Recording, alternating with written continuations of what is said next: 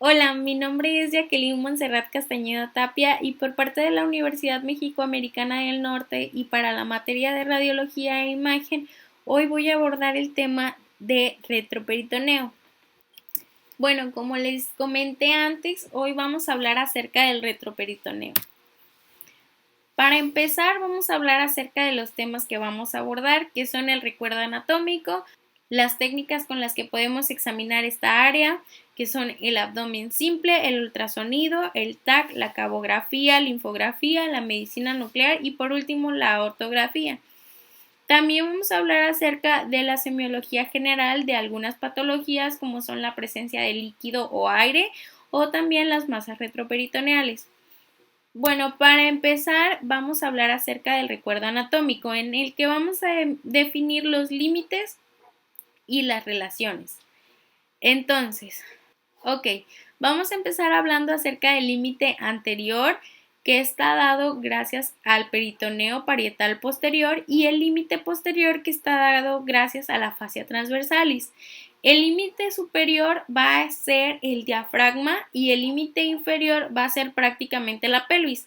Tomando esto en cuenta, entonces vamos a dividir al espacio retroperitoneal en 4 áreas, que son el espacio pararrenal anterior, el espacio perirrenal, el espacio pararrenal posterior y también un área aparte de estas tres es el compartimento del psoas. Ahora sí vamos a hablar acerca de las imágenes que encontramos en esta diapositiva. Aquí podemos ver en las primeras dos imágenes de arriba a un corte axial y uno lateral, igual que en las de abajo que podemos ver imágenes de TAC en cortes axiales y laterales. En el corte axial superior podemos observar al espacio pararrenal anterior que está en color claro, el espacio perirrenal que está en color blanco y el espacio pararrenal posterior que está en color punteado. Podemos observar que el espacio pararrenal anterior contiene al páncreas, al arco duodenal y también al colon ascendente y descendente. Por otra parte, si observamos el espacio perirrenal contiene a los riñones y también a la grasa que los rodea. Y bueno, el espacio pararrenal posterior contiene una capa fina de grasa. Entonces, ahora sí, vamos a ver la imagen lateral del TAC, en donde podemos ver justamente estos espacios que les mencioné, en donde el pararrenal anterior está coloreado de amarillo, el perirrenal de rojo y el pararrenal posterior de azul. En las imágenes axiales del TAC, en la imagen A, que es la primera, podemos observar justo lo que les había mencionado de los límites, en donde podemos observar que el espacio retroperitoneal está delimitado por el peritoneo parietal posterior, que está marcado con una línea verde, en donde podemos ver también el retroperitoneo que está coloreado de rojo. En la imagen B podemos observar a los compartimentos retroperitoneales, como les mencionaba, pero aquí lo dividen de una manera diferente. Podemos observar, por ejemplo, que los compartimentos laterales están coloreados de azul, que corresponderían a los compartimentos perirrenales. Y de rojo está coloreado el compartimento retroperitoneal medio, que también le denomina vascular. Y ya por otra parte podemos encontrar coloreado de anaranjado a los compartimentos denominados iliozoas, que son los compartimentos retroperitoneales posteriores. Y ya en la imagen C podemos observar los 3 espacios del compartimento lateral posterior. Ok, ahora vamos a continuar hablando acerca de las técnicas de examen. Aquí no hay mucho que mencionar, además de que van a ver algunos signos que nos pueden demostrar la presencia de colecciones o de masas, pero para esto hay que conocer adecuadamente las líneas diagnósticas, aunque también pueden presentar limitaciones. Por otra parte, tenemos al ultrasonido. Va a estar indicado para visualizar la aorta, la vena cava inferior y también las masas retroperitoneales. En la aorta nos va a servir para descartar un aneurisma, para la evaluación de un aneurisma aórtico, para la disección aórtica o la ruptura de un aneurisma aórtico. En la vena cava inferior nos va a servir para detectar el fallo cardíaco, una trombosis, una invasión tumoral o la compresión extrínseca. Y también nos va a servir cuando existe la presencia de masas retroperitoneales. ¿Cuáles pueden ser las masas retroperitoneales? Bueno, pueden ser abscesos, hemorragias, tumores primarios, linfomas, puede ser inclusive desgraciadamente la metástasis o puede ser una fibrosis retroperitoneal. Aquí esquematicé unos ejemplos de ultrasonidos retroperitoneales en donde en la imagen 1 y 2 podemos ver un aneurisma aórtico trombosado, en donde, por ejemplo, si nos centramos en la imagen número 1, podemos ver un corte sagital en donde podemos observar una dilatación de la aorta abdominal.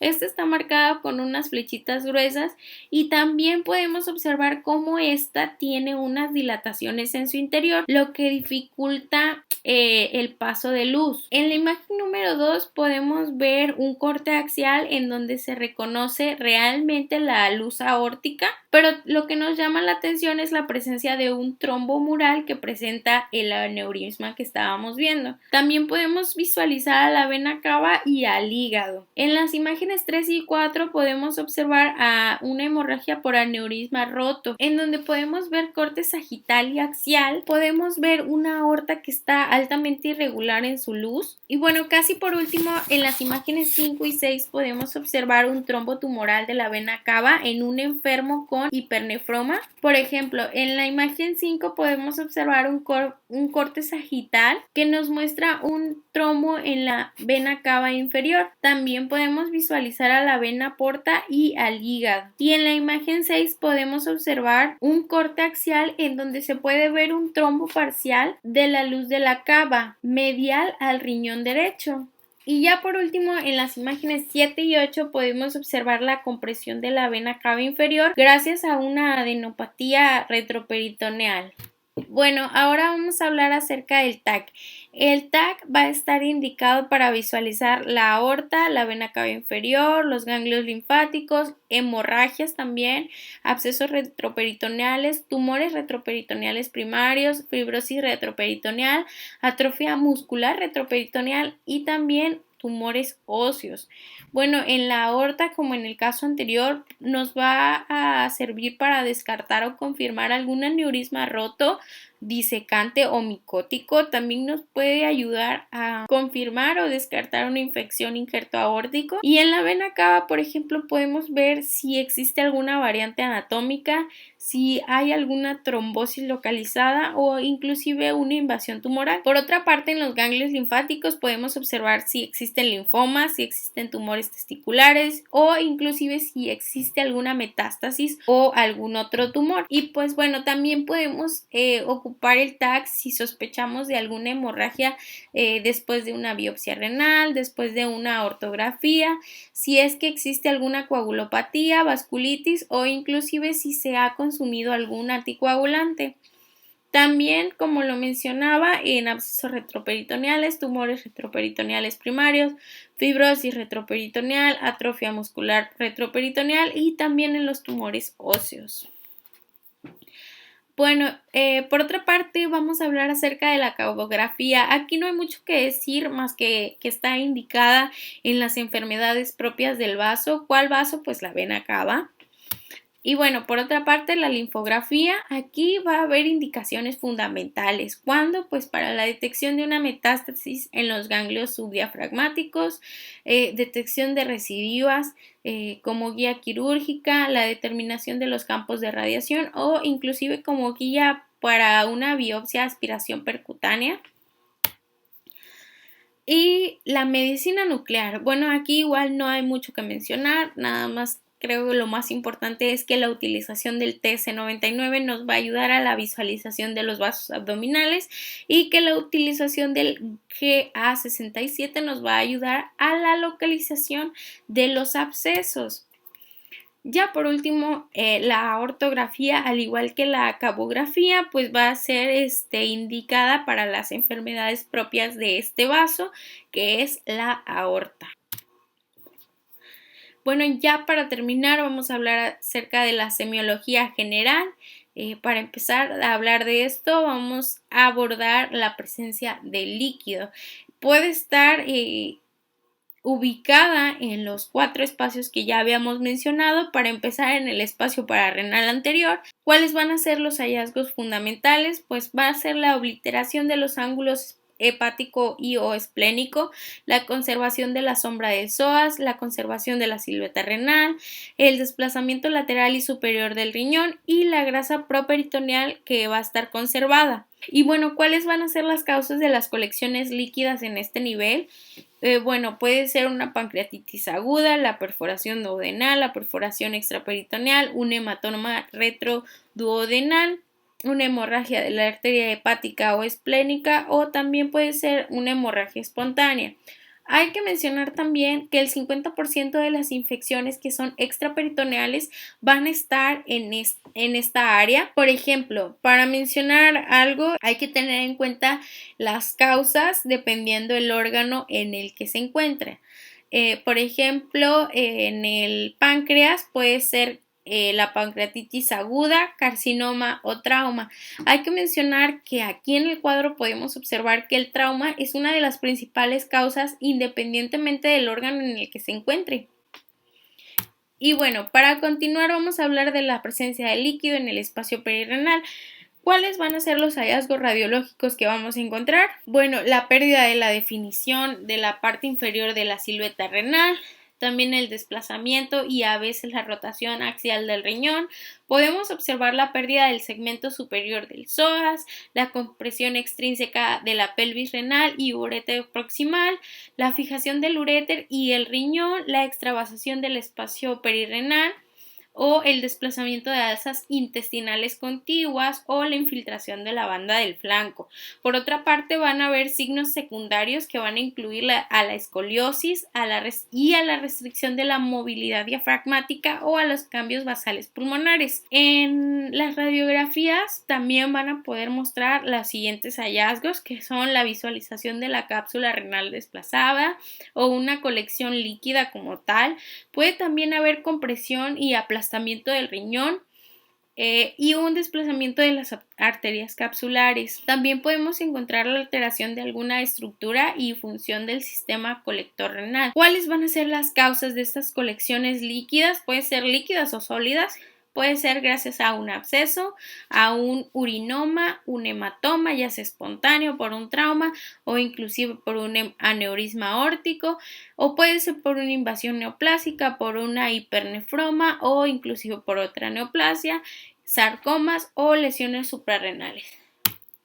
Por otra parte, la presencia de líquido en el espacio pararrenal posterior puede ser por una hemorragia, ya sea espontánea o por un trauma, una infección o extravasación linfática. La causa, pues por mencionar algunas, la medicación anticoagulante, una rotura de la vena cava, pancreatitis o parenteritis nudosa. ¿Cuáles van a ser los signos radiológicos? La obliteración de la mitad inferior del psoas, la obliteración de la grasa properitoneal y la conservación de la silueta renal. Y bueno, ya por último, la presencia de líquido en el espacio del psoas va a tener distintas causas, que pueden ser inflamatorias, hemorrágicas, tumorales o por variantes anatómicas. Otra causa importante va a ser la bursitis iliozoas. Y bueno, ya para terminar, hay que hablar acerca de la presencia de aire. Van a haber causas frecuentes como los abscesos, causas iatrogénicas, perforaciones gastrointestinales o traumas. Y por último, ahora sí, las masas retroperitoneales. Hay que dividir las masas retroperitoneales. Bueno, para empezar con esto, hay que mencionar que las masas retroperitoneales suelen ser tumores, y estos tumores casi siempre suelen ser detectados gracias a estas masas. Entonces, en los niños, las más frecuentes son el tumor de Wilms, el neuroblastoma, teratoma y el linfoma. Y las menos frecuentes benignas son las fetus in feto, el quemodectoma, linfangioma y santugranuloma. Entre los malignos podemos encontrar al rabdomiosarcoma y a otros sarcomas. Y en los adultos, entre los tumores malignos podemos encontrar al linfoma, liposarcoma, otros sarcomas e inclusive desgraciadamente a veces la metástasis. También podemos encontrar a los tumores benignos como el fibroma, el lipoma o el teratoma. Y pues pueden haber causas frecuentes e infrecuentes, y entre las frecuentes las causas idiopáticas o las drogas. Por ejemplo, las drogas pueden ser la metisergide, el grotrate o la hidralacina. Y por último, entre las menos frecuentes se encuentran la radioterapia, los agentes esclerosantes, tuberculosis, linfoma esclerosante, cirugías previas, por ejemplo el bypass. También podemos mencionar al lupus eritematoso, entre otras causas. Y bueno, eso ha sido todo por hoy. Muchísimas gracias por quedarse hasta el final y buen día. Espero que haya sido de provecho. Gracias.